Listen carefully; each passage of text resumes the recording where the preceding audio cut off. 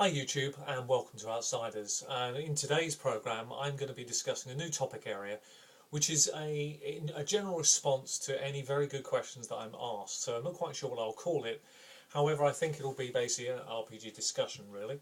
And today's discussion is instigated by a question I was recently asked, which was what in my view what makes a good player a good player? What is it that separates them from other types of players? And that actually got me thinking, because it got me thinking about how my own games have developed, the journey that I've taken along with a number of players to get to that point, what it is I look for in players, and that sort of thing. So the short answer is, well, there isn't a short answer, but the answer really is as follows. For me, the best players for my types of games, and everybody's going to be different, and I think this is probably quite critical, and I know I've said this before, and I'm going to reiterate this point.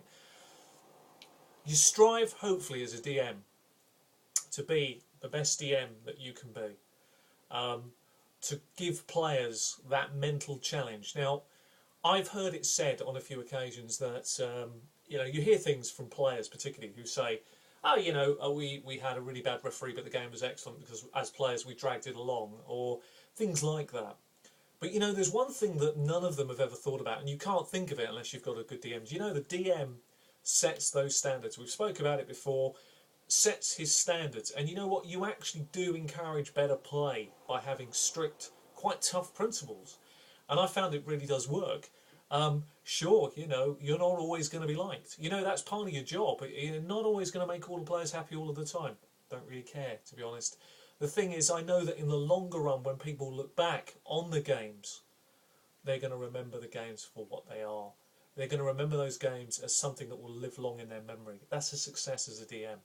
Now, coming back to the question about the players particularly, what I want from my players to get to that state is pretty simple. The players have to really want to do well, must be committed to the game.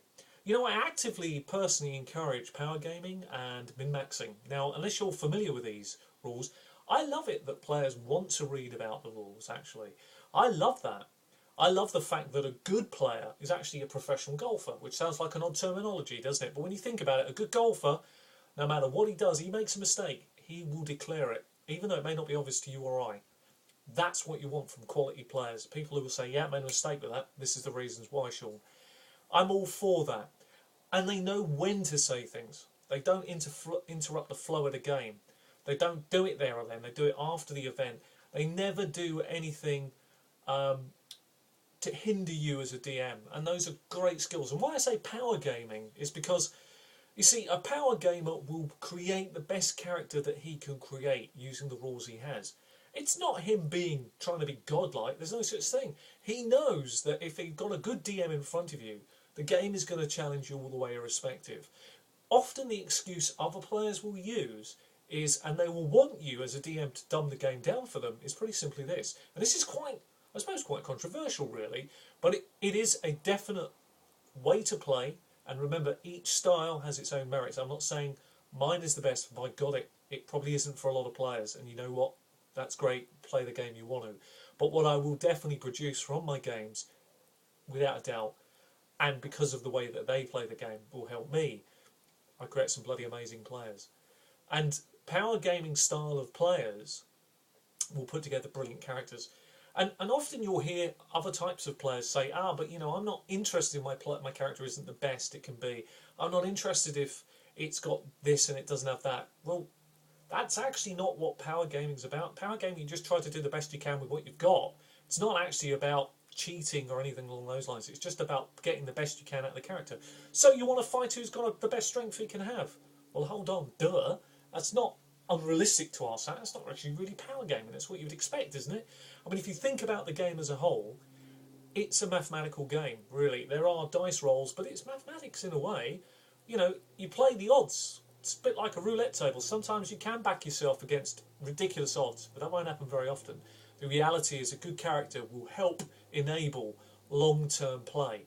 Plus, if you can get the players then to bolt on good character quirks, various other bits to it, you've got the makings of a fantastic campaign. And those really are the principles around what I begin to look for in players. You want all the key things. Somebody who's going to be there contribute, design, build, support you, encourage, be honest with you. Those are things that you look for from great players. And I think if you flip it round, on what do good players want from a referee? To be challenged. The ultimate key is challenge. Because if you can't challenge them and really make them think out of the box, then really what is the point? It might as well be a board game. Yeah, it's pointless. So it's a fantastic question that I was asked about what I look for. And I'm being quite grateful actually for the opportunity to talk a little bit about power gaming and min-maxing. And I'm going to come back to min-maxing now very quickly as we start to end this particular programme and recap a little here. Min-maxing really is just getting the best out of what you have and putting it into the best locations. It's not really stupid. It's not really breaking the rules. It's actually promoting a good character, getting a character that's going to give you the best chance to survive in a tough game. But at the same token, if you can bolt onto that quirks, flaws, faults and everything else, it's the best of all worlds. And that's why I raise it, and that's what I look for. I don't mind those things. I think my games are tough enough. I think I'm dangerous. I mean, as a DM, yeah, I make them tough games. Are they impossible to play? Some people might say sometimes, yeah, they are, Sean. They're very dangerous, too difficult. But the better players in the group know from years of play that actually Sean isn't going to dumb it down for you. He's not going to make it a cakewalk for you. Of course he's going to give you leeways as a new player. He'll give you time to build into it. But at the same token, the reason why he doesn't make it a cakewalk is simple. Because actually, when you really think about it, it's not a computer game. This isn't a restart game. Yeah, it should be a game of consequences over actions. Yeah, you do something, you should expect something back. And that's why I think the question is brilliant, really, to be honest with you, to come back to it. And I do apologise for the person I've forgotten your name. You just come up to me randomly in a convention quite recently, and I was grateful for the question, and thank you very much for what you said about the YouTube videos. So anyway, first of a discussion programme.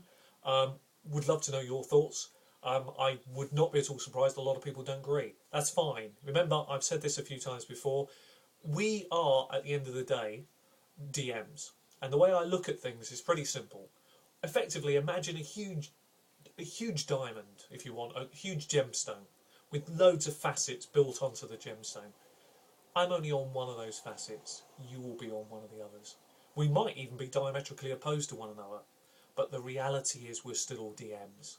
And that's the beauty of the programme, really, that we all share that common bond. We may not agree with each other, but we share the common bond.